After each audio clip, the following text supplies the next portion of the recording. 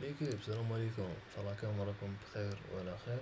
مرحبا بكم في فيديو جديد في لاشين واللي هو تكمله لاسيري تاع جافا سكريبت. بون في التوتوريال اللي فات قبل هذاك تناولنا الدوم مانيبيوليشن. الور هو تكمله للدوم مانيبيوليشن وانما بمعنى عميق على التوتوريال اللي فات. باغ اكزومبل عندي لهنا البادي، لهنا راني مقسم الاي دي اي تاعي لل HTML والجافا سكريبت باش تكون الصورة واضحة برك. لهنا باغ اكزومبل عندي في البادي عندي باغ اكزومبل ديف نعطيه اي دي باغ اكزومبل بديف. نجي للجافا سكريبت نطمه بالدوكيمنت دوت جيت element باي اي دي عادي. let my div يساوي document دوت get element باي اي دي والاي دي تاعو هو الديف. بون قبل الديف نخدم تايتل يساوي دوكيمنت. لهنا راح ننشئ تايتل ولا ننشئ element. الور لهنا نجي نخدم بالcreate element. فوالا create element راح نخدم اشا. لهنا وش درت؟ لهنا راني create ولا انشأت element مي ما عنده حتى content، ما هو رافد حتى content. هذا الاشياء اللي خدمته انا. الور نجي لهنا title دوت text content ثم نعطيه content، نفتح double quotation ونعطيه for example welcome to my javascript crash course. فوالا لهنا الاشياء تاعي، لهنا create element ولهنا element تاعي اعطيته content. فوالا نجي لهنا let my div تاعي my div dot append method، وداخل append method نعطيه كبارامتر نعطيه title. فوالا نجي لهنا البراوزر ونعمل ريلود، راح يفشي لي التايتل تاعي واللي هو welcome to my javascript crash course، واللي هو التايتل اللي كرييتو عندي لهنا بالcreate element واللي عطيته content بالtext content. فوالا والappend method عندنا في الجافا سكريبت هي method تستعملها باش تضيف عنصر ولا element داخل عنصر واحد اخر عندك في الدوم، ولا بالمختصر المفيد تحط عنصر جديد داخل parent element.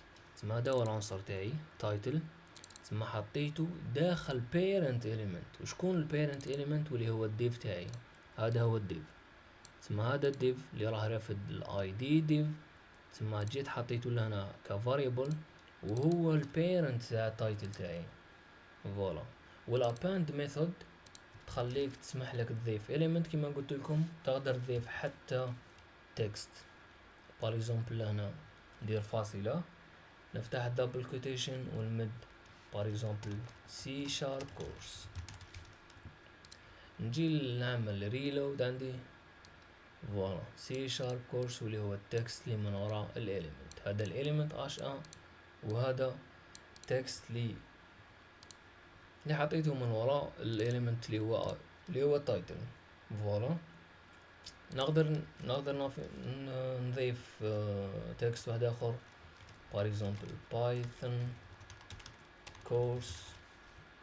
راح نعمل ريلود عندي في لاباج فوالا سي شارب كورس وبايثون كورس.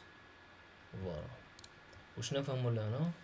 نفهمو باللي الاباند يقبل elements اللي هما عناصر تاع ال HTML ويقبل text. فوالا واللي هو احدث كما نقولوا احنا، واللي هو المودرن اللي متعارف عليه يخدموا به دوكا اللي هو الاباند. اما كاين ميثود واحده اخرى واللي هي الاباند تشايلد ميثود يقبل غير الاليمنت. دوك تشوفوا مدلو نعطيه تايتل راح يفشي لي تايتل اللي هو الاشان تاعي. مي لو كان نعطيه تكست، نعطيه بار اكزومبل تكست بار اكزومبل كيما من قبل سي شارب كورس، نعمل ريلود راح يفشيلي غير الاليمنت برك. الور لابان تشايلد يقبل غير الاليمنت ويقبل غير عنصر واحد برك تاع الاليمنت. فوالا هذا هو الديفيرونس بيناتهم. والابان تشايلد هو قديم شويه، سي بور سا قلتلكم اللي لاباند هو اللي متعارف عليه ويخدموا به دوكا واللي هو مودرن يعني. تسمى بالمختصر المفيد باش تفهموا بيان، لاباند تسمح لي نضيف اليمنت داخل اليمنت، راكم معايا؟ تسمى نضيف اليمنت داخل اليمنت واحد اخر بسهوله، وهي من اسهل الطرق باش تبني دوم طريقه دايناميك باستعمال جافا سكريبت بيان سور. فوالا سيبريمي هذا ليكزامبل كاع، سيبريمي هذا الديف. نجي بار اكزومبل نخدم عندي يو ال اللي هي ان اوردرد ليست، داخل يو ال عندي ال اي نعطيه ليست نمبر 1، واليو ال تاعي نمدلو اي دي باش نحكمو بالجافا سكريبت نعطيه ليست. فوالا نجي لهنا الجافا سكريبت نطعمل الليست نتاعي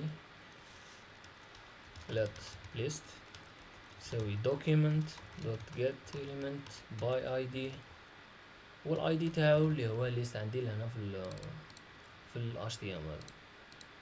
فوالا نجي بار اكزومبل نكري element كيما كرييت العشاء في الاكزامبل اللي فات، نجي نكري element نسميه بار اكزومبل لهنا راني ماد list number 1. الور element اللي راح نخدمو هذا راح نسميه list number 2 يساوي قلنا document dot create element والcreate element راح يكون عنده النوع تاع الاليمنت اللي راح نكرييه واللي هو li. فوالا لأن كرييت ديما فهموني، لأنا تسمى شويه كونسنطراسيون، لأنا راني نكري برك في الاليمنت، فهاد السطر هذا راني ننشئ في الاليمنت برك، من الاليمنت ما عنده حتى كونتنت، ما ورافت حتى كونتوني. الور لهنا list number 2 دوت تكست كونتنت كما فهمتكم في التوتوريال اللي فات، نفتح دبل كوتيشن ونمدلو list number 2. فوالا ولا هنا نمد الليست نتاعي اللي هي اليو ال عندي لهنا في HTML list دوت append، والappend راح يدي list number 2. نجي نعمل ريلود راح يفشي لي list number 2. فوالا list number 1 هي اللي راهي عندي في HTML، والlist number 2 اللي هي انشأتها ومديت لها انشأتها بالcreate element وعطيتها content بالtext content.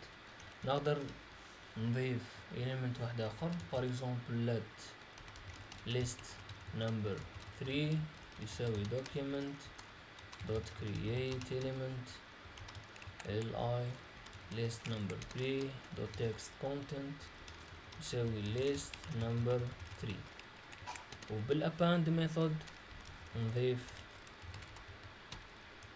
list number 3. نعمل reload راح يفشيلي execute fail to execute append، وعلى create element li list number 3 append list.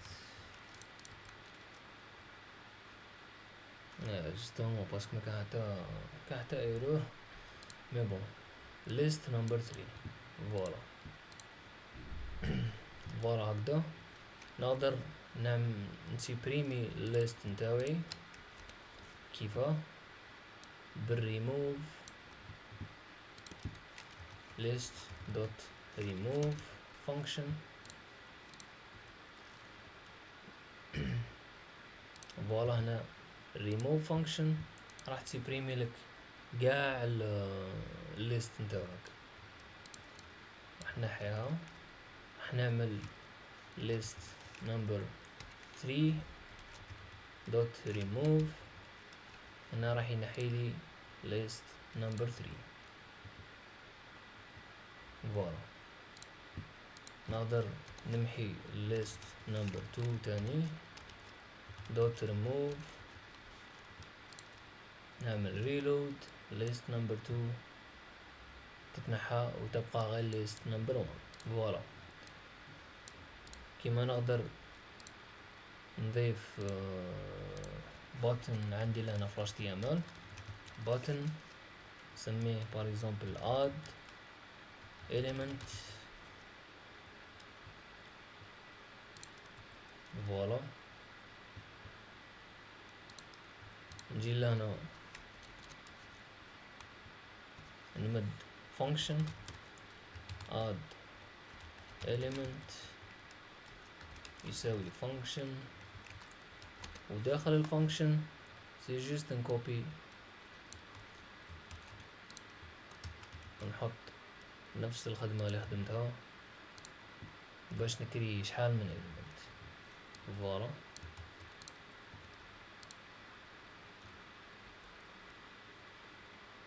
نجي نعمل ريلود عندي في لاباج. فوالا add element، والباتن تاعي سي لوجيك ما راح يدير والو لهنا. الور ما عنده حتى حدث ولا ايفنت راح يديرو. نجي نعطيه الفانكشن اللي هي add element. فوالا هنا لما نضيف ولا لما اليوزر يضغط على الاد element راح يضيف الليست list number 3. فوالا list number 3 list number 3 list number 3.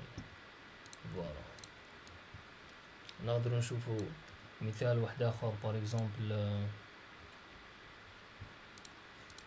في الدوم مانيبيوليشن. عندنا بار اكزومبل نخدمو بار اكزومبل نخدمو حاجه اللي معروفه بزاف عندنا في الفرونت اند، واللي هي تو دو ليست. نقدروا نخدمو تو دو ليست. نجي لهنا لل HTML تاعي نمد h1 نعطيه content to do list. فوالا نجي نخدم input. الانبوت نعطيه id بانبوت enp اختصارا لانبوت، مثلو par example placeholder enter your task. نعطيه button content على البutton راح يكون add task. فوالا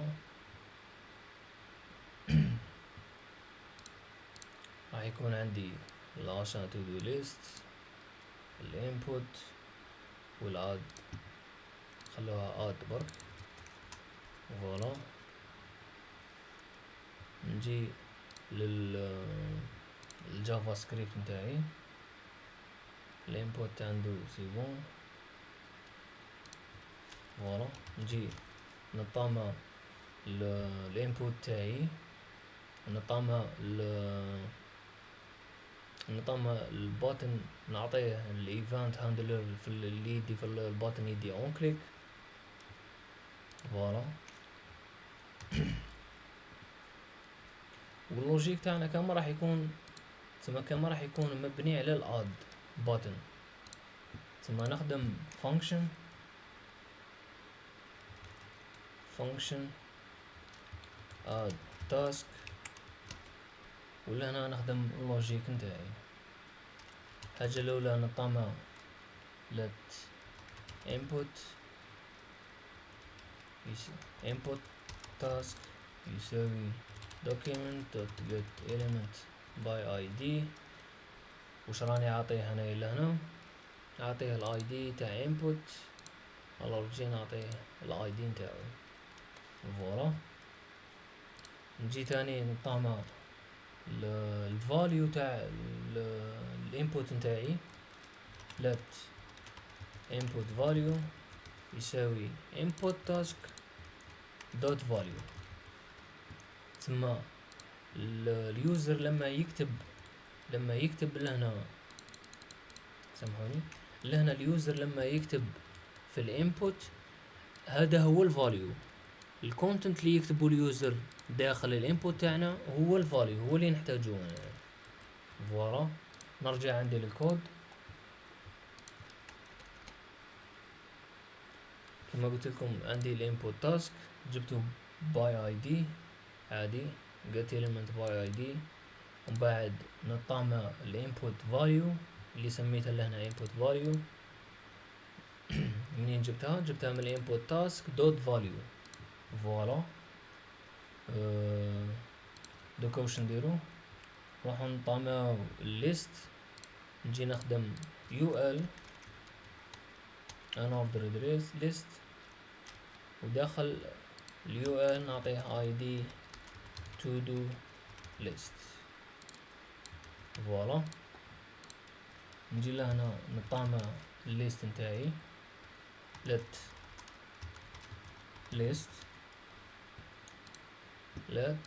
list تساوي document dot create element، راح نخدم li هادي نسميها new task de préférence.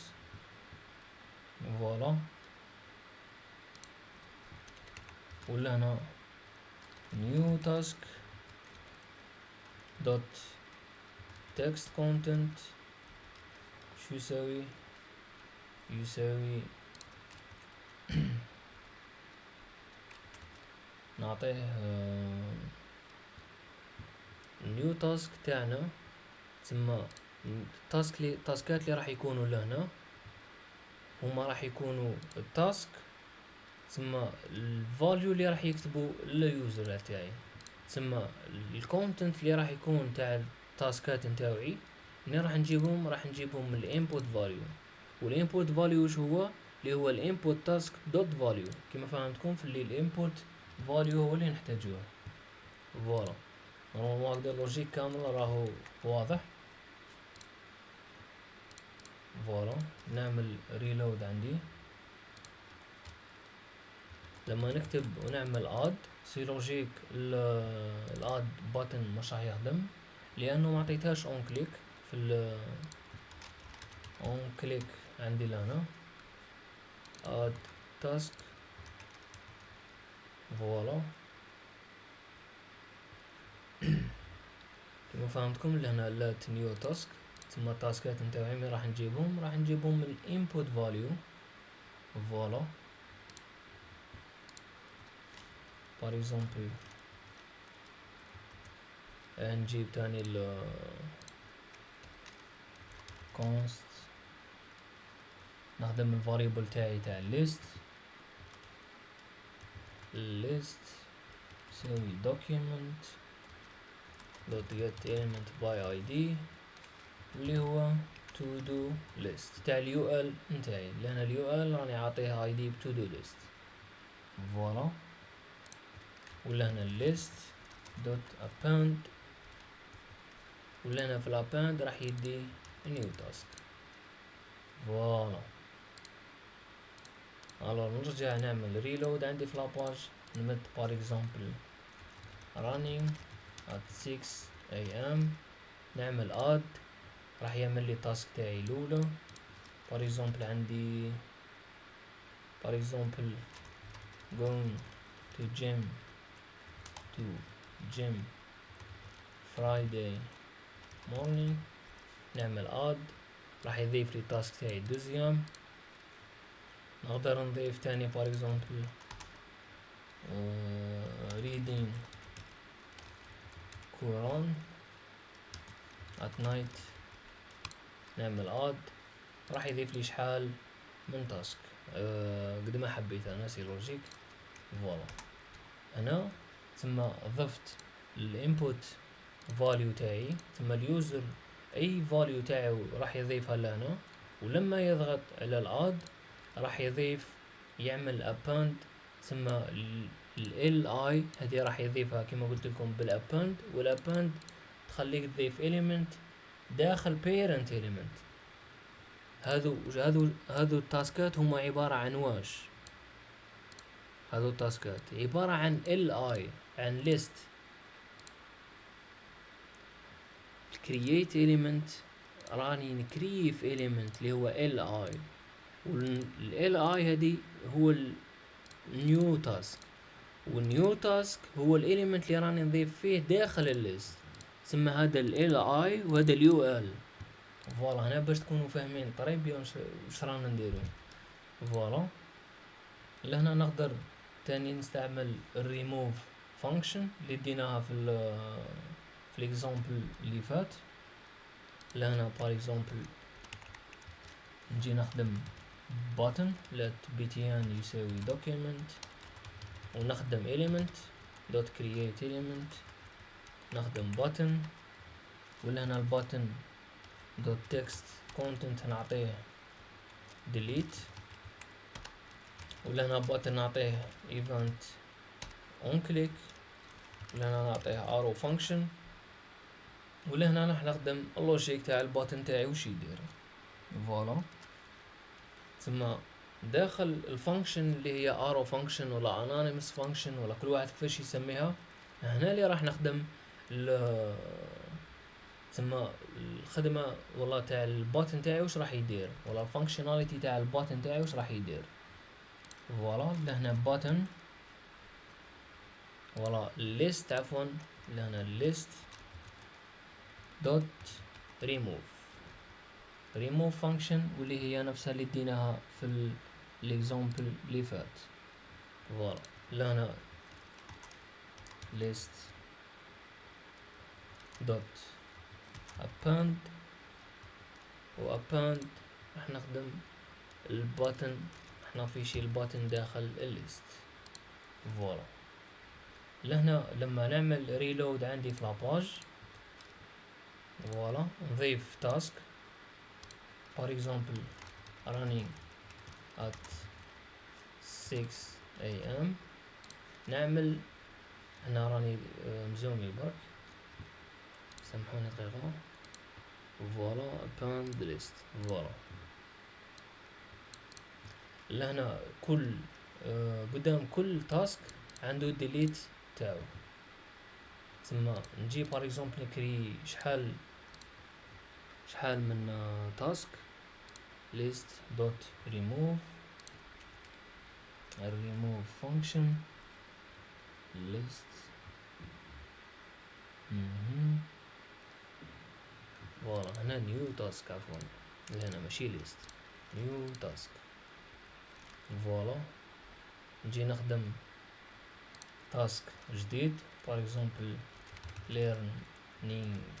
learning بايثون add task، وقدام التاسك تاعي كاين الديليت بutton، والديليت button هو نفسه اللي خدمته لهنا button document dot create element، والelement اللي هو button هو نفسه اللي راني داير له append btn داخل الليست.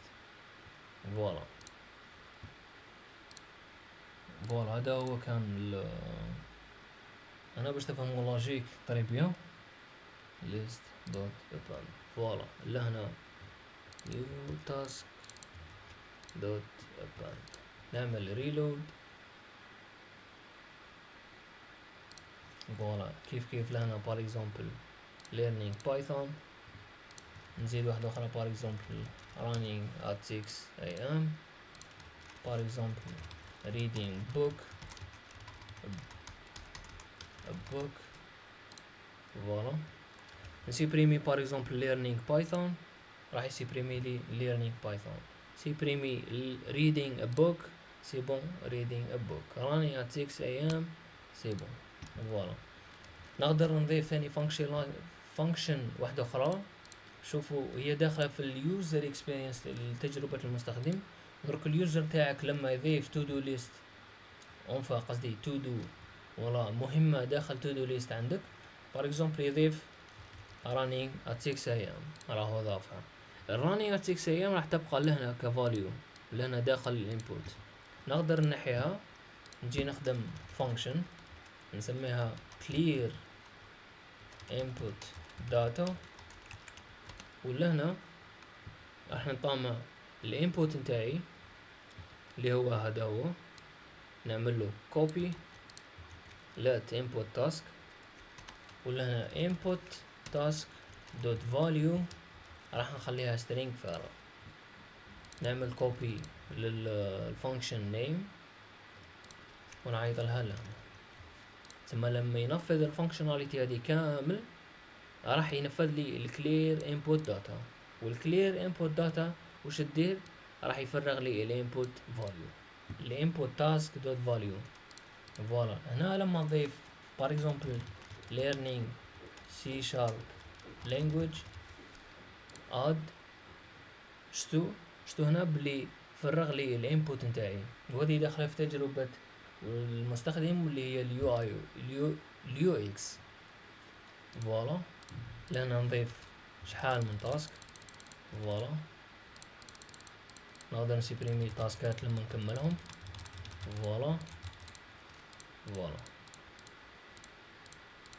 فوالا هذا هو كانت to do list done. ولا هنا انشأنا to do list باستخدام الدوم manipulation. و to do list هذه معروفة تسمى في الويب development الناس اللي البيجنرز ولا الناس اللي راهم يتعلموا كامل راح يتعلموا ب to do list. الو راح نخدمناها بالدوم مانيبيوليشن، بالتلاعب بالدوكيومنت اوبجكت موديل